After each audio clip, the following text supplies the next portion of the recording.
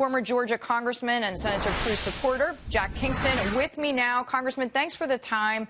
What do you make of this last 24 hours before Super Tuesday? Are candidates getting desperate, or are we still talking about some of the issues that matter most to potential voters? I think this is relevant, and I think it's just part of the drama that leads into any election. You don't have all the information up front, although I would say it's well known that he did use illegal aliens to build the Trump Tower. The New York Times, among other outlets, covered that thoroughly, and many of those Polish migrant workers never got paid. So, if you will, there have been articles on Mr. Trump's true stance on migrant labor, and I think it's relevant. I think the fact that he still won't release his tax and has this flimsy excuse about it being because of an audit. Well, why are you being audited all the time? But furthermore, there's nothing in an audit that says you can't release your tax returns. I've had to do that as a candidate. Most candidates have to release their taxes at some point. What is he hiding? Okay, but there is a question of tone that we have seen show up in Senator Cruz's campaign, where you just heard directly from Donald Trump's spokesperson that she says the timing of this discussion, we also just want to underline this point.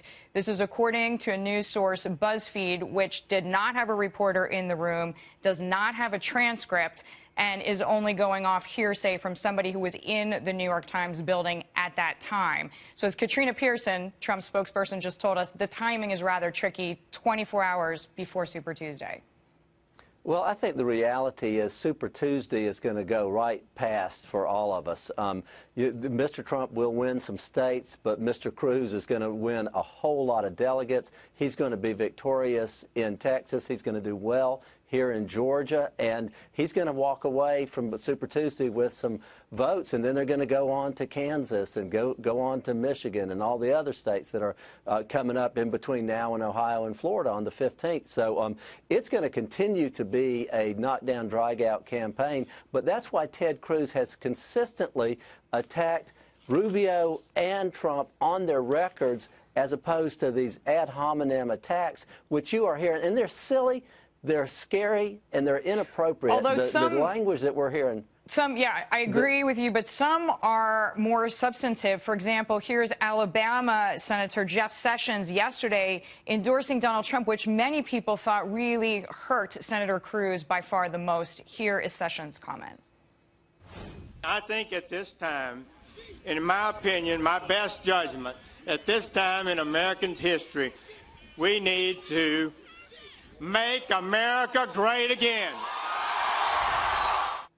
Congressman, that endorsement prior to this point in the campaign, many people thought would go to Senator Cruz. What is going on? Well, you know, Senator Sessions is popular in Alabama. He's not known in Georgia. I don't think he's known in Mississippi or Tennessee. I don't see how a conservative like Mr. Sessions can overlook the fact that Mr. Cruz has given thousands upon thousands of dollars to Hillary Clinton and to John Kerry, Mr. Trump, excuse me, how he's given thousands of dollars to John Kerry and Hillary Clinton and Nancy Pelosi, how Mr. Trump is supportive of Planned Parenthood and how he's been pro-choice. So you think Senator Sessions just lost the plot for a minute? I think that Mr. Sessions reads polls very well, and most people have admitted long ago that Alabama is going to go to Trump, and I think that he wants to be on the right side. His endorsement, yes, I don't think there's anything really spectacular about it. I like Senator Sessions a lot, but he's not a national figure, and I don't see him crisscrossing the country and talking about Trump. And he knows he can't sell Trump as a conservative. What Trump is he has some disruption to him that is appealing. I want to burn Washington down. I want to turn the whole city upside down.